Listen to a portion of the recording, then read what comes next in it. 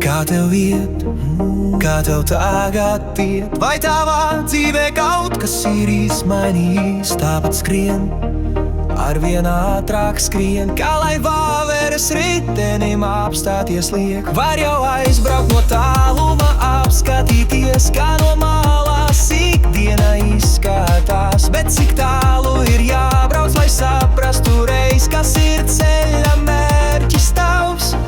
Vai tāpēc rotaļu laukumu taisīja Tevs, lai tajā tik dīvaini spēlētos dēls? Vien katram no mums savādāk skaidrojums, kas es esmu, ko darīt, kāpēc.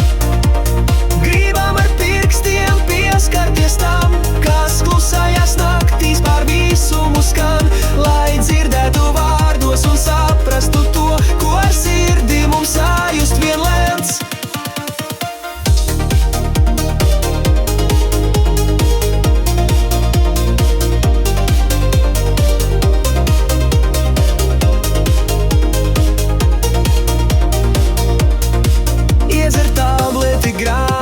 Atrast un miers, labu recepti izrakstīs dvēseļu gans. Tā daudz ērtāk, jo pašam nav jāmeklē vairs, kas ir ceļa mērķis tavs.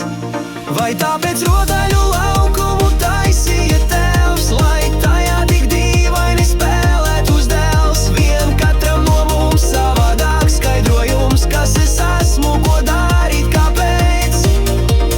Gribam ar pirkstiem pieskarties tam, kas klusajās naktīs pār visumu skan, lai dzirdētu vārdos un saprastu to, ko ar sirdi mums sajust vien lemts.